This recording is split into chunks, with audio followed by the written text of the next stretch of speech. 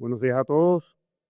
Good morning. It's a pleasure after this big introduction,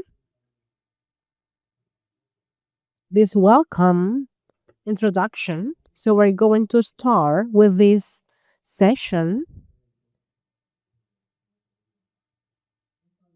It is a tradition that in the global fora of internet governance, as well as in the regional and national governance, we always start with the training process because not all of us know the concepts of what is internet governance.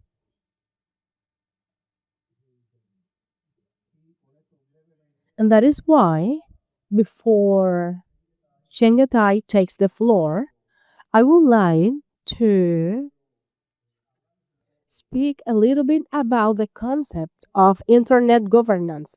As this is a training session, I'm a professor. I always start by asking the students, does someone dares to talk about the concept of internet governance? Please, people from Etexa, what do you think about internet governance? Please, can somebody talk about this with your own words? What do you think about internet governance?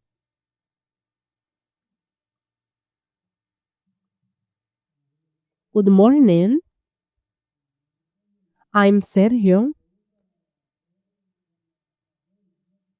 and I'm going to talk about that this is the rules in which we can use these big networks and the standards that are required to use internet. Very well, very good answer. This is related to internet governance, and this is a term in Spanish that in Cuba it is not widely used. When it was in relation to the global summit of Internet Society in Varadero in Dominican Republic, there was a ministerial meeting in the region in relation to these terms, and the term that was used was internet government, not internet governance. And internet government was related to what Sergio was saying. However, different questions arise on this concept because, as you can see in the picture, it is from a book, and we're going to provide the reference of this book, so if someone is interested in reading it, they can do it. And the internet is like a building that is being constructed. You can see different elements, the legal elements, rules, elements, security elements, and different elements are involved in this. That is why this concept of government was too narrow. That is why we were using this governance term that is even wider. However,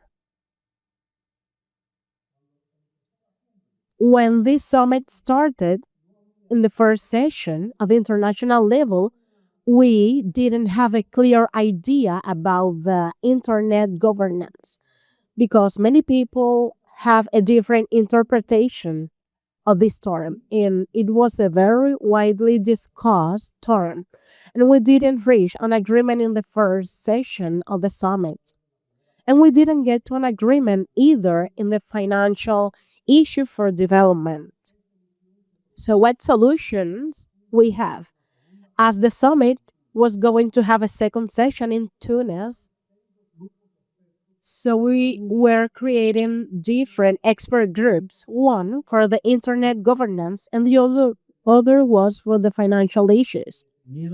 Is I am proudful that in Cuba that in this group of experts in both groups we have Cuban experts in the financial team and in the internet governance team. In these groups were making their work. And in 2005, they provided a report that provided a concept about internet governance. And it was sent to the second session on the Second World Summit of Information Society, and they adopted these concepts. And I was one of the participants of these work teams. And we think that this is a very correct definition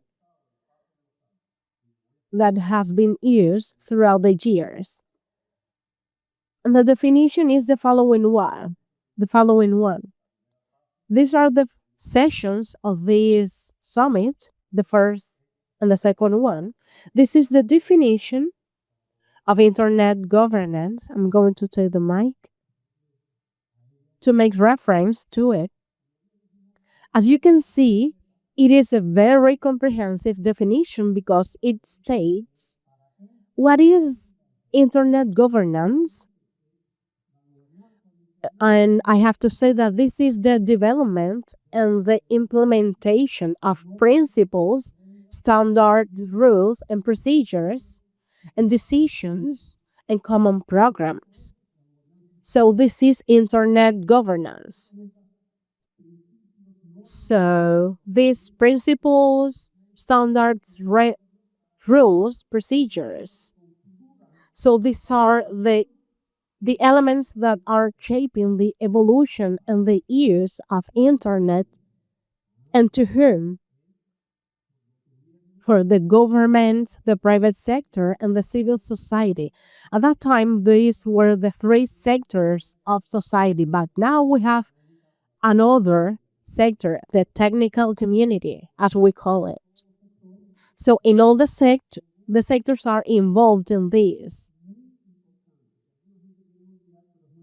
But it is important to say that all these sectors are involved and participate in internet governance and in the functions that they have respectively. Because the roles and the responsibilities of the governments are not the same of the companies. That is why we have to make clear this. We are not criticizing any other sector, but companies have a special responsibility in the development of infrastructures, the implementation of solutions. But we have to acknowledge reality. But also government, we cannot say that governments are not only related to the implementation of public policies, but also the civil society is focused on the impact of all these technologies in societies. These impacts must be positive. So it is something important to say.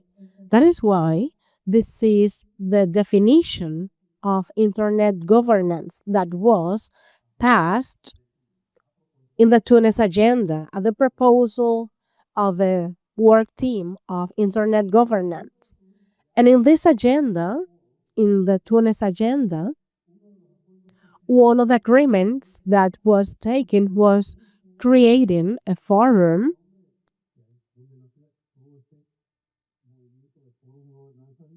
related to internet governance with. So you can see all this information on the slide. But I would like to say that all the actors must speak about all these elements. And it was in 2005. And in the Caribbean Forum, it was one of the first regional fora. These fora have been taking place.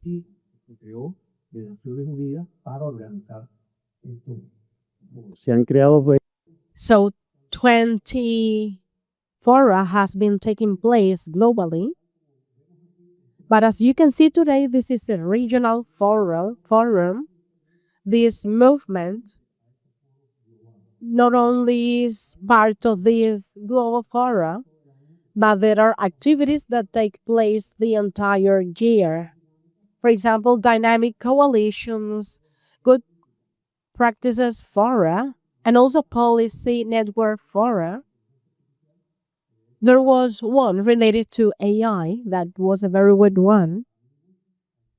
And I encourage you that all the Cuban experts should participate in these fora as well to get very good results because global experts are going to talk about these issues and they make recommendations and provide reports. And also different regional fora has taken place in more than 160 countries. National events take place. Before my colleague takes the floor, I would like to say that two national fora has taken place in 2018 and 2022. And you can see the themes of this fora. Last year, another forum was going to take place, but due to logistic problems, it couldn't take place. But it is going to be held next year under the theme for a virtuous internet. What does it mean? As you can see, the internet has negative elements. For example, fake news, improper use, and harassment. And we would like to make internet to get the original idea, something that can be positive for the human being, for children, culture.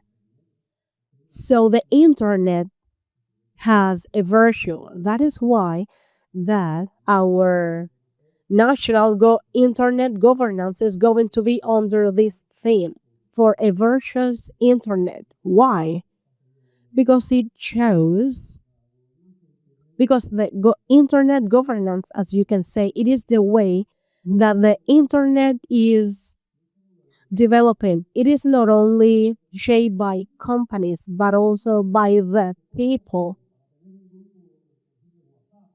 For example, a group of mothers that would like to create a WhatsApp group, this is a way on how they can shape and use internet or other groups that use cyber harassment, for example, or other indecent purposes. So this is the way how they are using internet. So responsibility and the participation on the use of internet, it is also at the personal level. That is why these fora, national and international fora, are important in which everybody must contribute that internet is used as we want it. And this is the main purpose of all these fora. And the secretary is going to show a video about this. And to end this presentation, you can see that it is going to be available for all of you. These are the most important documents on these issues. So you should take a look at it. For example, the Principal Declaration of Geneva and also the civil society made another declaration that is very important. And the third document is the report of the work team on internet governance. All these four important documents of the UN, these are important documents for you to know how these were implemented. And also you can have access to different books. The first one is in Spanish. This is the 7th edition this year. The 8th edition is going to be released by Jovan Curbalija, that was part of this working team. And also the other two books were part of the internet governance team. And I also wrote an article that was about how internet governance was turning in a political issue internationally. With this, I end my presentation, and now my colleague is going to take the floor.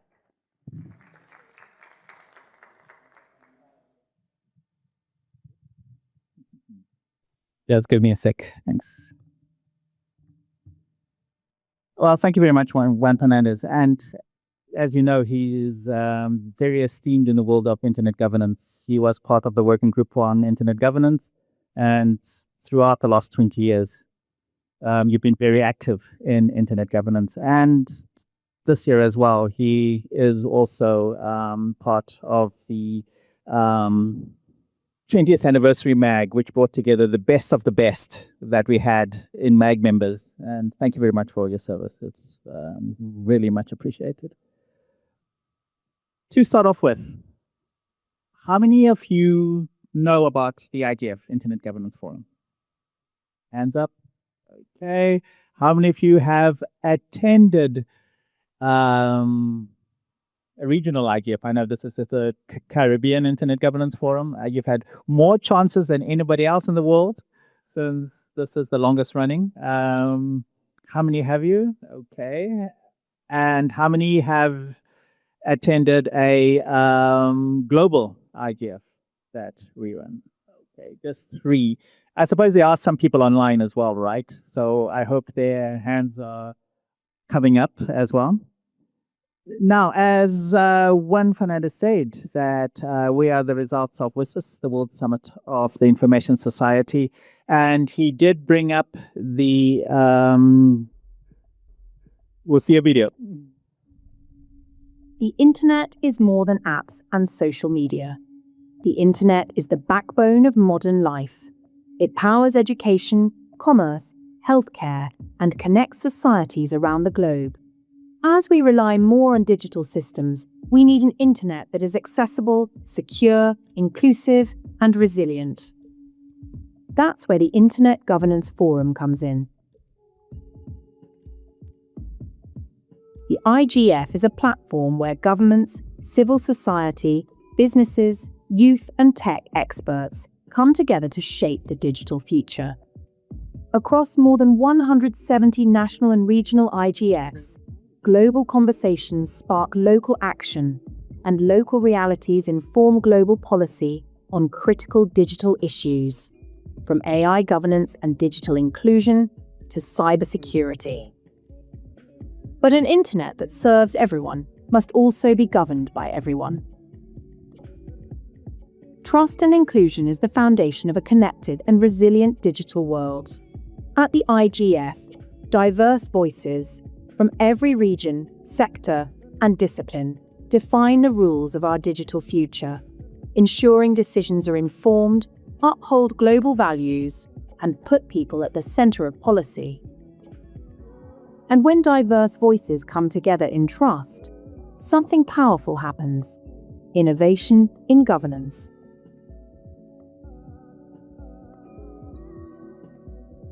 Thank you very much. So, what is the IGF? Just watch the video. Somebody? Anybody? Give it a shot. It's a global multi-stakeholder forum that... Anybody online as well? No? Who was the active person there? Yes. Anybody? Con su palabra, ¿qué consideran que es el foro de gobernanza de Internet? In your own words, you can provide some ideas of the forum. Are we just discussing the physical aspects, the hardware? What are we discussing at the IGF? Policy. Okay. Just the policy or?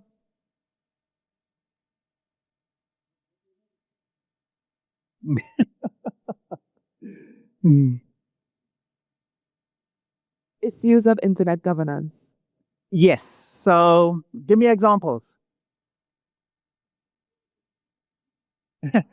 I will take down your name. Please give your name to Anya and we'll take care of you for the next IGF. That's your prize. I don't know, cybersecurity issues. Give me One more and then you can sit. data protection. Yes, thank you very much. And thank you for that. Please remember to give your name to Anya. Yes. So yes, I mean, we discussed the whole gambit: artificial intelligence, segmentation, avoiding internet fragmentation, human rights and freedoms, cooperation, and also trying to fix the digital divide. As Juan Fernandez said, one of the issues was actually comes out of development. How can we bridge the digital divide? That was one of the main aspects of why WSIS came about and why the IGF was formed. Now, I don't know, Anya, if you can give them the slides. Maybe by the time I finish, they can, because they said they don't have the slides. So the IGF, that is a global IGF, we were founded after WSIS, and our mandate is in the Tunis agenda. And our first meeting was in 2006 in Athens.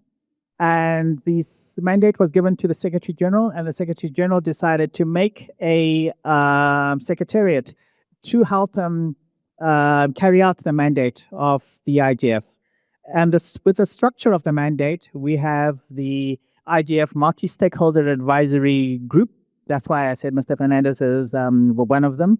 And it's made up of 40 people from around the world, from each of the stakeholder groups. So that is GRULOG, that's the South American, Caribbean, Africa, WEOG, that is Western Europe, that includes USA, Australia, and Japan, and Asia Pacific region, that's the rest of Asia, and also Eastern Europe. So we have 4 members from each of those groups, and the rest is made up of government representatives. And our chair at the moment is from the Bahamas, Miss Carol Roach. We also have the IGF Leadership Panel, which is chaired by Vince Cerf, and the vice chair is Maria Ressa, who is a Nobel Peace Prize winner. And the role of the leadership panel is strategic guidance for the Internet Governance Forum. The role of the Multi-Stakeholder Advisory Group is to set up the program and schedule of the annual IGF meeting, but also the intersessional activities. And we are based in Geneva, Switzerland. So the core principles of the IGF is that we are bottom-up, multi-stakeholder, inclusive, transparent, definitely non-commercial, and we are a community-centered process. That means that whatever we do at the start of each cycle, we first of all go to the community, ask them, what do they want us to discuss? What are the main issues that are of interest to them? And then that is what we discuss throughout that cycle. But we're not just an annual meeting. We are throughout the year. So we have a lot of intersessional activities.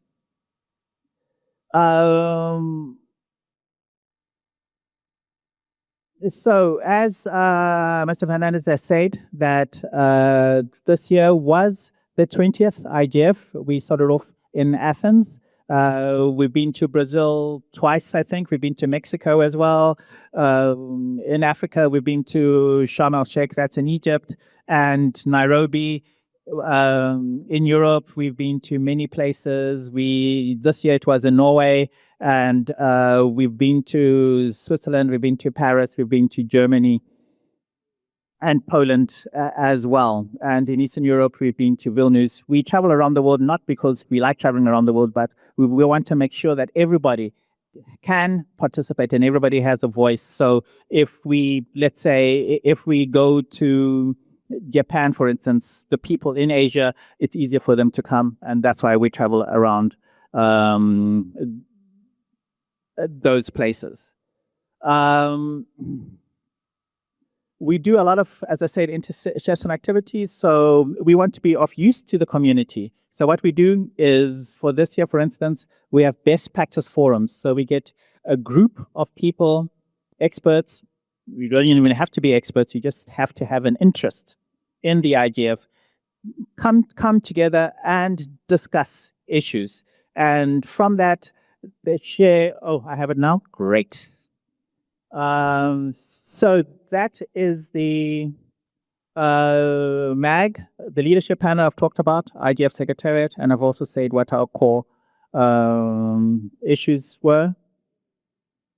And yes, the Secretary General was the one who was given the mandate, and I said we have the leadership panel and the IGF multi-stakeholder advisory group, bottom-up agenda setting, as I said, public call for inputs. So we're not a top-down activity, we're a bottom-up. And we tend to say that we copy how the internet is formed. The internet is not a top-down model, it's a bottom-up multi-stakeholder model. So we have our best practice forums, which I'll go in the next slide, and of course, the host country. I've already talked about where we've been and why we go to those different places. Norway was this year, and this is our best practice forums. As I said, a group of people, experts, a core group of experts, but anybody else can come in and they share their experiences and also good ideas, and we put them in a document. And we just don't do good examples because people can learn from examples that don't work well, and we publish that as well. Internet fragmentation, meaningful access, artificial intelligence. This year and last year, artificial intelligence is a very big issue. A couple of years ago, it was blockchain. Everything was blockchain. Now it's artificial intelligence. And 10 years' time, it might be quantum computing. Who knows? But today, it's artificial intelligence. One thing that we also do have is the dynamic coalitions.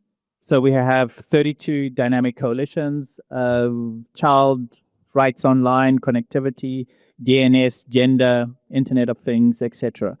Anybody who has an interest can form a dynamic coalition. All they have to do is to get a partner from 2 other stakeholder groups. So if you're civil society, just get somebody from the private sector who's interested and somebody from the government who's interested, approach us. And we can set up a dynamic coalition, advertise it on our website, put up a mailing list, bring people together and start discussing whatever issue that is. And that is part of the bottom-up process that we have. Also, the other things that we do is very important is business engagement, because you have all these Meta, etc. They need to know the concerns of civil society. They need to know the concerns of government. They need to know the concerns of the technical community.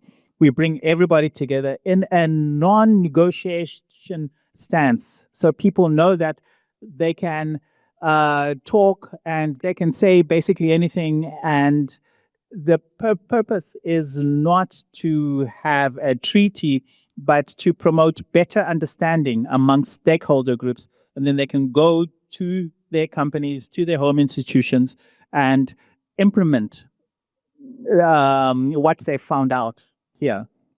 And my slides have disappeared. No problem. So that is why we think that it is very important. We have 177 national and regional IGFs. The Caribbean IGF was the first one, as has been said, so it's 21 years. But over the years, it has grown to basically fill the globe. We have very few countries left, basically like Angola or Cambodia, etc. But we are working on those. And it is very important because you can talk about things on a global level, but implementation is always on a national level, right? That's where the implementation is. So it's very important to have those local voices. And it's always a two-way street. It's not the global telling the national what to do, etc. The flow of information has to be back and forth. Local experiences is very, very, very important, and those have to inform the global discussion and debate. So this is what the national and regional initiatives: agenda setting, meeting planning, intersessional work as well. There's the Internet School of Governance, School of Internet Governance. There's youth. I think today's the Youth Day, right? Yes, that we have here. Great youth, but you're very quiet youth. You have to be more. Yes. And of course, one of the thing is financing. How do we find budget for this work that we're doing? And then, of course, outputs. The outputs must mean something, and they must inform. And so we work together. And Anya Gengo over there, who's sitting there, is actually the coordinator within the Secretariat of the national and regional initiatives. 20 years of the IGF. Let me go past that. And also one of the most important things, as I said, was the outputs for the IGF 2025 meeting. All the outputs are available on our website. You can go there and see the outputs, our best practices, as well as all the other discussions that we had. This year, I think we had over 100. Anya, how many sessions did we have this year? Yeah, 260 sessions. And everything is also available on our website. So the most important thing about the IGF is knowledge exchange, ideas exchange, and that's what we do. And we do that with all these different types of communities so that they don't just discuss in silos. The other thing is that we are very much tied to the SDGs, and each one of our sessions has a link to specific SDGs. And last year as well was the Global Digital Compact, I think was mentioned. And we are also trying to implement the Global Digital Compact. So these are the sustainability goals that each one of the sessions are attached to. I won't go into that because my watch says I've got 3 minutes. I hope I don't have 3 minutes. I can go on. Okay, good. Have you heard about the roadmap for digital cooperation? But the results was, of course,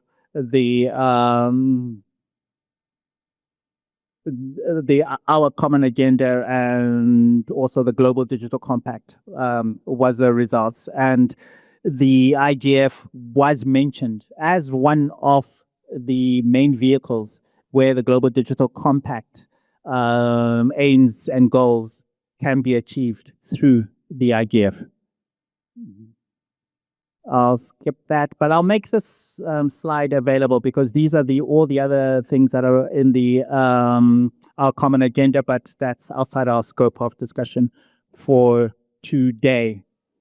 Those are the paragraphs that the GDC mentions the IGF, but I think that's, again, this is just an introductory course. Outputs.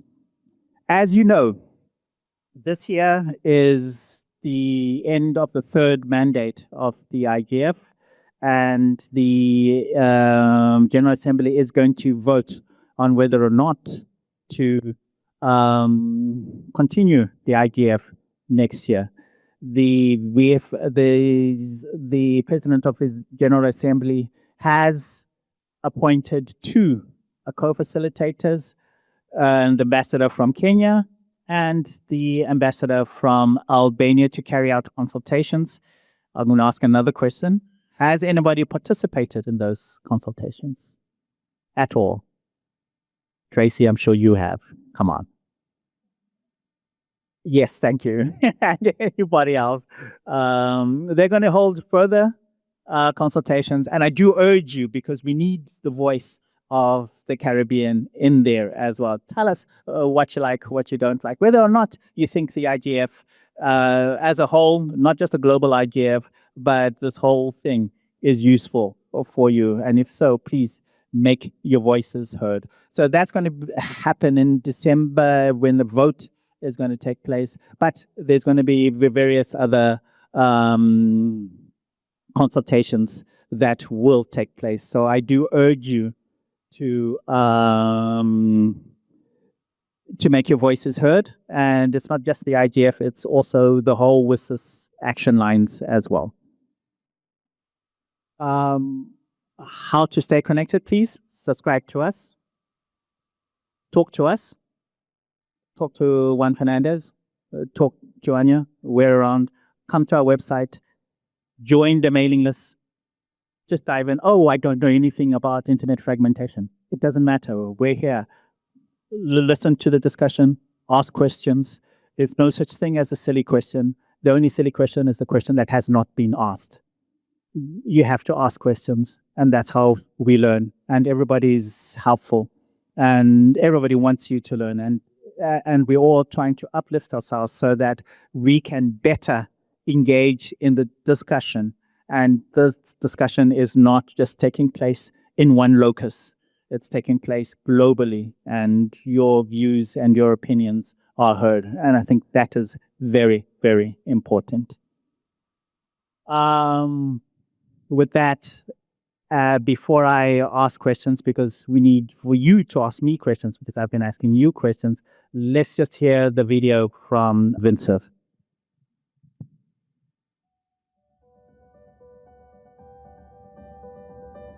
The good thing about the internet is everything is connected. The bad thing about the internet is everything is connected.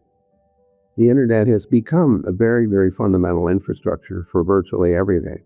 All of our daily lives are touched. Even if we're not using it directly as users, we're still affected by others who are using it for their daily work. So we have to train people to understand what the risks are and how to defend themselves against those risks. There's a very tricky balance here to figuring out how to make the internet configured to serve us all well, while at the same time not being used by either individuals or by governments. The Internet Governance Forum is multi-stakeholder and global in scope. It hopes to inform legislators and others about policies that would make the internet operate well, securely, safely, fairly, affordably, and reliably. The Internet Governance Forum is an open organization. Anyone is permitted to participate. We want those who are making rules to be informed by the parties who will be affected. So we all have a mission, which is to make the internet a place that's worthy of its intent.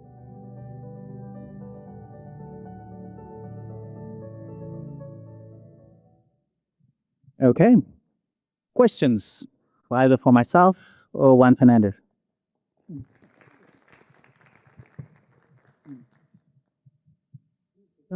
No questions? Online?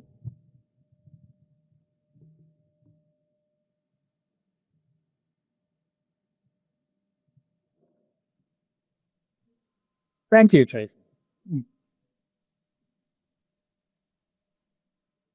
Hello, Tracy Hackshaw, Universal Postal Union. So you mentioned about the renewal of the IGF at a meeting in the New York United Nations this year. What would happen if it's not renewed? What's the thought process of a non-renewal? It's kind of part one.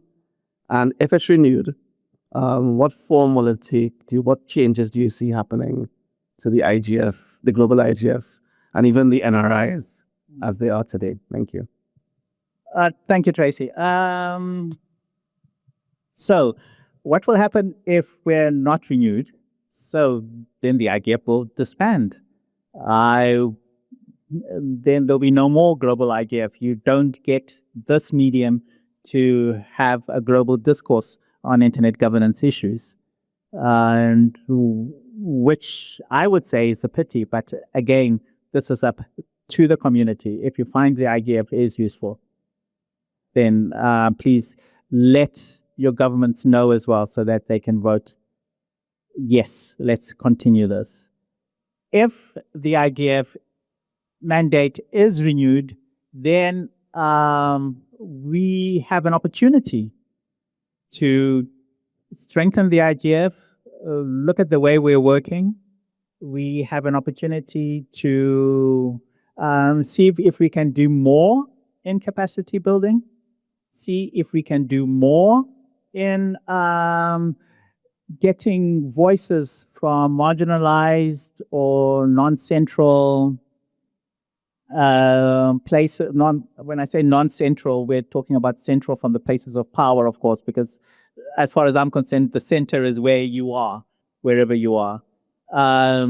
So we have an opportunity for that, and that is a discussion that we can have next year after the renewal, but it has to be renewed first, and then we can see how we can adapt it and change it, especially for the GDC as well. Yes, please.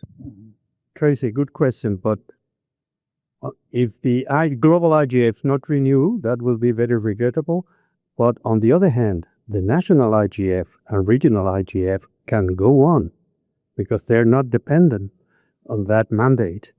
That's our national initiatives or regional initiatives of the CTU, and we will still can come back to Varadero to have this kind of meeting again.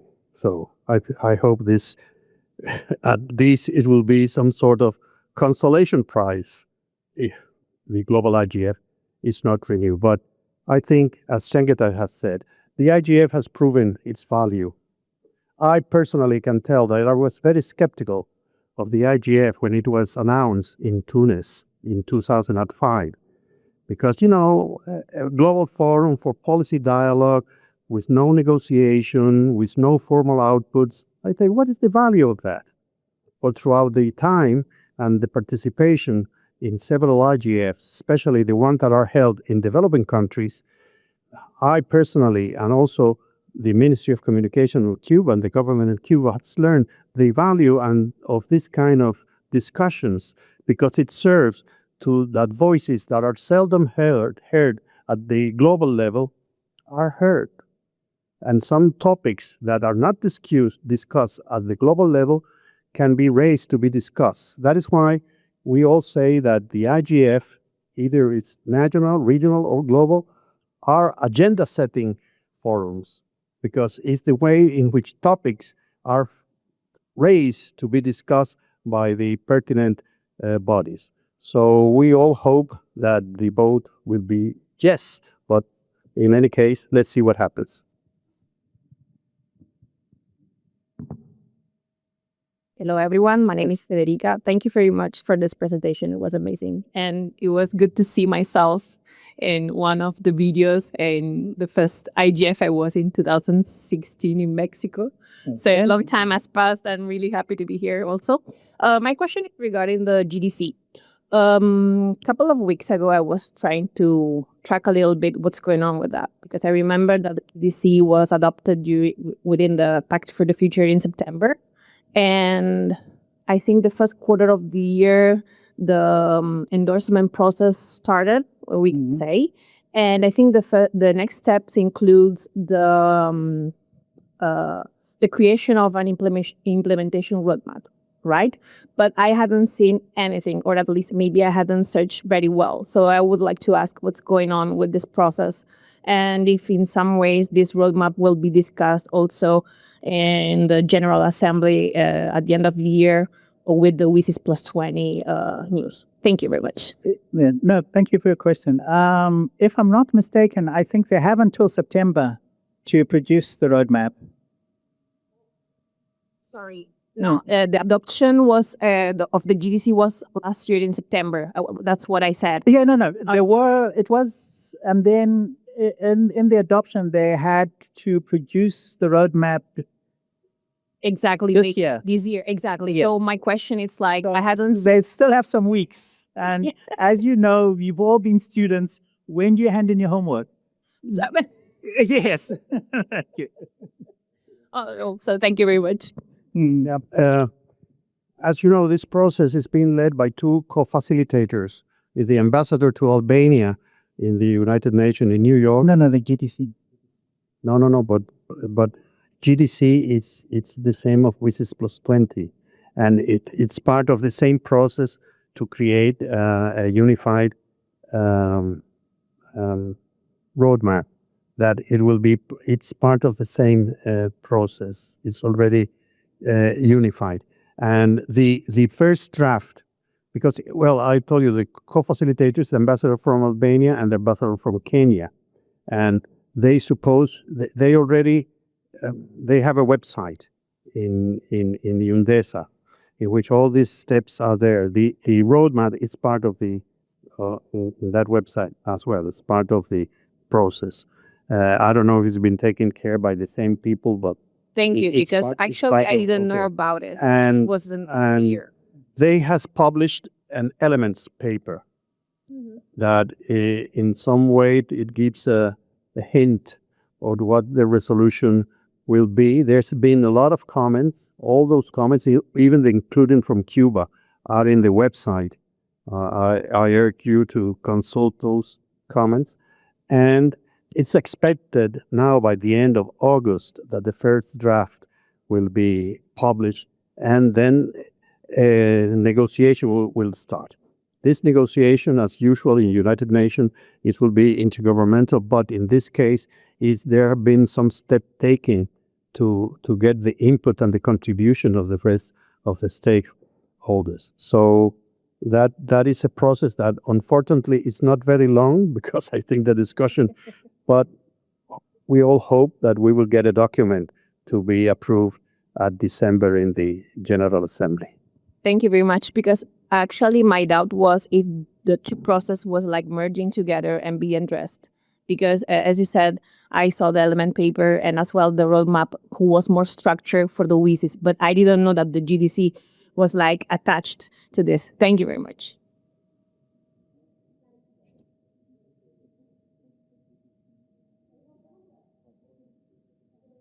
Any other question, comment?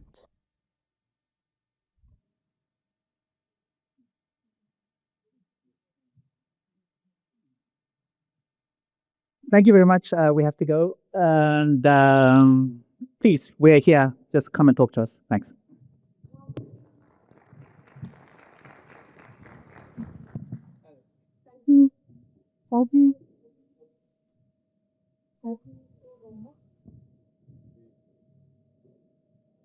Thank you so very much, Senor Fernández and Mr. Masango.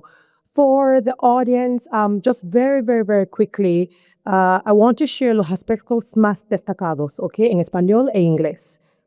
Number one, en cuanto a la gobernanza del Internet, no es estrecho. Como In relation to the IG, this isn't a narrow concept. are the key highlights. Number one, with reference to the internet governance, it is not just narrow, but it's actually like a building that has a lot of influences, a lot of factors: legal, security, social, and human rights. Punto dos, tenemos que preguntar tres cosas. We should have three things. What are the rules, decisions, standards, programs? What are they? Principles, norms, rules, decisions, programs. ¿Para quién? Who is it for? El gobierno, el sector privado, sociedad civil. It is for the government, private sector, civil society. Pero el por qué. Para la evolución del uso debe ser inclusivo, debe incluir, debe proteger, enriquecer, empoderar, capacitar y debe ser equitativo. For those of us in English, we're asking, why is it necessary? It is necessary for the evolution of the use of the internet. And it must be inclusive, it must protect, it must enrich, empower, enable, and it must be equitable. And lastly, punto 3. No solo es por el gobierno ni las empresas, pero todos los individuos, ¿no? So the third one is we can't just depend on the companies and the government to do it. We as individuals must also implement and do. Thank you so very much. That was the very first session, and I'm going to hand over to Dairon. Extremadamente valioso. So this has been very fruitful that we have talking about all these issues. I would like you to remember that to continue this event, the schedule has to be met. So now we are going to have 15 minutes for a coffee break. And when we go back, we are going to talk about other issues of this agenda on cybersecurity, data governance, and also we're going to be talking about postal security. So you have 15 minutes. Please remember, you have to meet the schedule. Maybe